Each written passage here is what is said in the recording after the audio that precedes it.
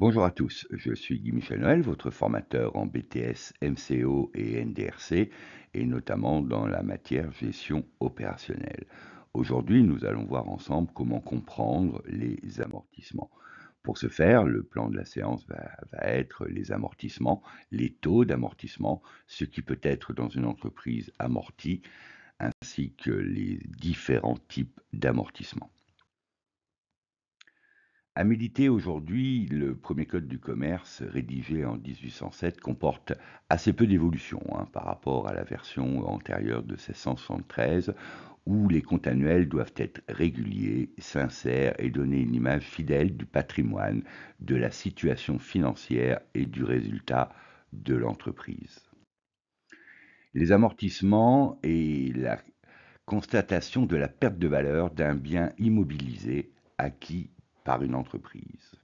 L'amortissement est utilisé pour anticiper le remplacement du bien qui aura été déprécié et comme outil d'optimisation fiscale. Donc deux notions, anticiper le remplacement du bien déprécié et outil optimisation fiscale. Les taux d'amortissement, avant de pouvoir évaluer le montant de l'amortissement par année, il faut déjà calculer le taux d'amortissement. Donc le taux d'amortissement s'étudie par 1 divisé par le nombre d'années d'utilisation. Si nous prenons par exemple l'achat d'une voiture, par exemple à 18 000 euros, qui va être utilisée pendant 4 années, le taux d'amortissement est évidemment de 0,25, soit 1 divisé par 4. Ce qui peut être amorti dans une entreprise, c'est toutes les acquisitions, notamment matériel, outillage industriel, le mobilier, les ordinateurs, les installations générales, les constructions et le matériel de transport, de bureaux et équipements évidemment informatiques. Ce qui ne peut pas être amorti, ce sont par exemple les terrains nus et les œuvres d'art.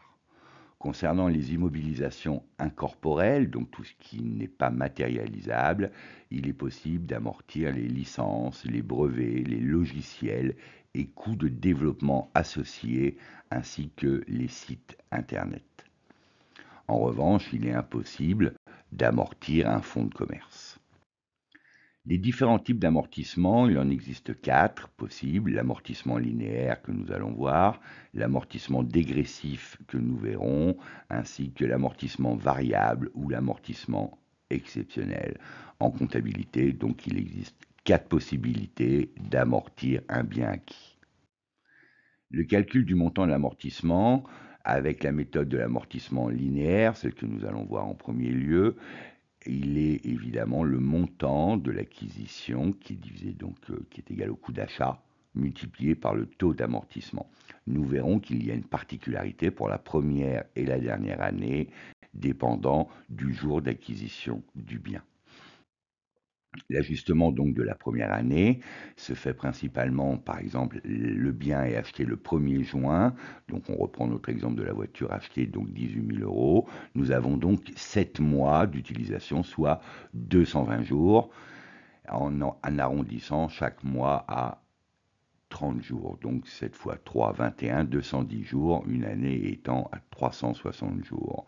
Donc on prend le calcul de l'amortissement de 4 années d'utilisation, donc 18 000 divisé par 4, multiplié par 210, divisé par 360 jours, ce qui nous fera pour la première année 2 625 euros d'amortissement. Donc l'annuité annéenne est égale au montant de l'amortissement multiplié par le nombre de jours d'utilisation divisé par 360. L'exemple d'un tableau d'amortissement en amortissement linéaire, donc vous voyez, donc 4 années d'amortissement d'utilisation, mais comme on a la première année qui n'a que 7 mois et donc la dernière année qui n'a que 5 mois, nous allons étaler sur 5 ans, avec la première année à 2625, les 3 années à 2, 3, 4 à 4500 euros et la dernière année sur les 5 mois d'utilisation, 1875 euros. L'amortissement dégressif, maintenant, la formule est un peu plus complexe parce qu'il reste néanmoins utilisé par les entreprises. C'est un outil d'optimisation fiscale. Il permet en effet de déduire un montant plus important au départ, de le réduire pendant une certaine période de l'amortissement, et donc nous allons voir le mode de calcul. Le calcul donc de l'amortissement linéaire est la seconde méthode d'utilisation par les entreprises. L'annuité est constante à chaque exercice et les premières années, la dépréciation est ainsi plus rapide, les biens dégressifs correspondant à des biens d'équipement.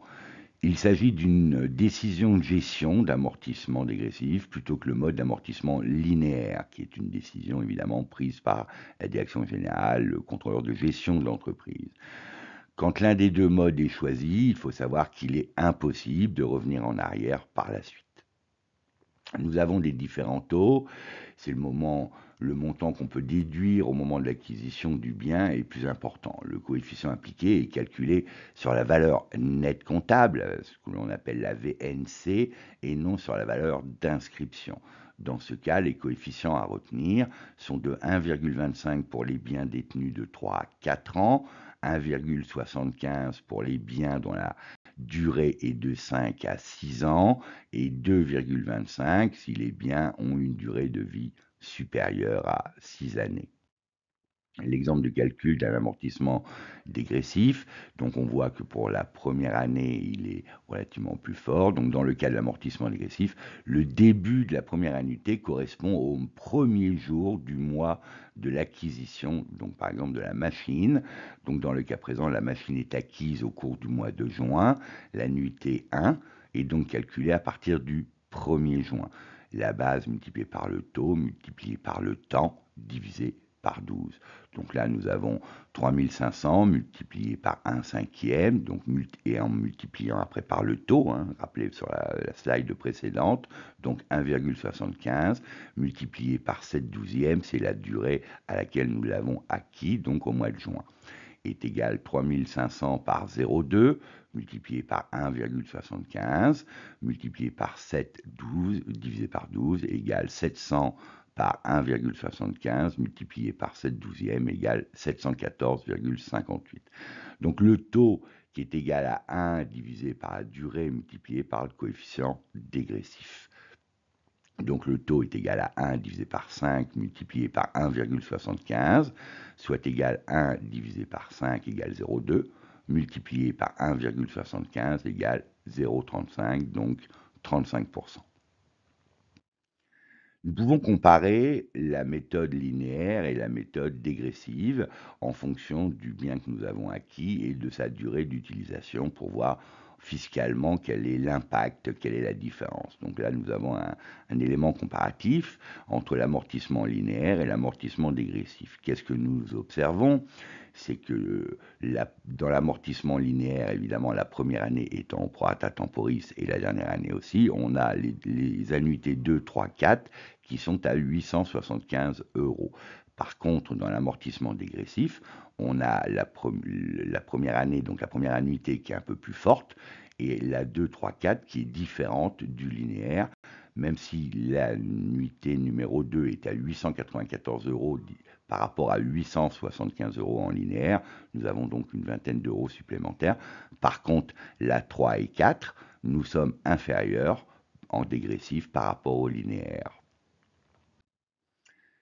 L'amortissement maintenant variable et amortissement exceptionnel. Tout d'abord, l'amortissement variable, contrairement à l'amortissement linéaire et dégressif, se calcule non pas selon un nombre d'années d'utilisation, mais sur la base d'unités d'œuvres consommées.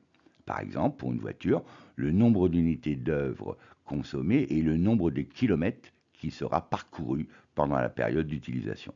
Pour une machine de production, il s'agira de calculer le nombre de pièces fabriquées durant la période que nous allons utiliser la machine. Pour l'amortissement exceptionnel ou accéléré, ce type d'amortissement est accordé au cas par cas par l'administration fiscale sur demande spécifique de l'entreprise. Il vise à favoriser l'investissement en permettant de réduire le revenu imposable durant les premières années qui suivent l'achat d'un bien et en augmentant par compensation durant les dernières années d'utilisation. Quelle est la durée maintenant d'amortissement qui est admise par l'administration fiscale, donc le Trésor public? Par exemple, de 4 à 5 ans pour les véhicules achetés évidemment neufs, 20 ans pour les bâtiments industriels construits, étant entendu que les terrains nus ne sont pas amortissables, 5 à 10 ans pour du matériel de bureau et le matériel industriel, et 3 à 5 ans pour les équipements informatiques. Une liste disponible est évidemment accessible sur le bulletin officiel des finances publiques qui répertorie directement les taux d'amortissement admis en fiscalité. La durée d'amortissement, on l'a vu, les constructions peuvent être amorties pendant 20 à 35 ans, le matériel, outillage industriel ou de bureau de 5 à 10 ans, les autres immobilisations, l'agencement, par exemple, les installations, les brevets, les certificats, entre 5 ans, les certificats, les brevets, et puis les agencements, les installations de 10 à 20 ans. Il ne faut pas confondre la VNC, qui est la valeur nette comptable, et la valeur marchande. Un point qui est très important, la valeur nette comptable est la valeur que nous obtenons à la fin de l'amortissement, donc comptablement zéro. Par contre, la valeur marchande est la valeur qui est liée au prix marché d'un bien. Si vous achetez un bâtiment industriel que vous amortissez sur 20 ans, la valeur nette comptable sera évidemment à zéro au terme de la 20e annuité. Par contre, la valeur marchande, il s'agira de faire des évaluations, des estimations de votre bien immobilier et évidemment, il aura une valeur. Tout comme un véhicule, tout comme une machine industrielle, il ne s'agit pas de confondre valeur nette comptable, qui à la fin, je le rappelle, est égale à zéro, à la fin de l'amortissement, alors que la valeur marchande, le bien a une valeur. Le rappel des attendus du jury, naturellement, c'est que vous compreniez ce qu'est un amortissement, que vous arriviez à le calculer selon les méthodes linéaires ou dégressives, étant entendu que la méthode dégressive, on affecte un taux supplémentaire par rapport à la durée d'utilisation du bien, que vous ne confondiez pas la valeur nette comptable et la valeur marchande d'un bien, étant entendu que les mots-clés à retenir, c'est la maîtrise des charges produits, résultat de l'entreprise, amortissement linéaire et dégressif, et les différences entre les deux, et valeur nette comptable, que vous puissiez l'expliquer, et la valeur marchande. N'oubliez jamais que votre propre succès ne dépend que de vous-même. Nous-mêmes, formateurs, nous sommes là pour vous accompagner, pour vous faire part de notre formation, de notre expérience, de nos backgrounds, pour vous accompagner dans votre réussite. Vous retrouverez sur ma chaîne les vidéos sur la gestion opérationnelle, le management d'équipe commerciale, les blocs professionnels et toutes les matières relatives aux filières MCO et NDRC. Si vous souhaitez liker parce que vous appréciez les vidéos, faites-le. Vous souhaitez des réponses à des questions que vous vous posez, mettez des commentaires, j'y répondrai le plus rapidement possible. Et puis si vous souhaitez être prioritaire quant à leur production, n'hésitez pas, abonnez-vous, actionnez la cloche. Merci, à bientôt.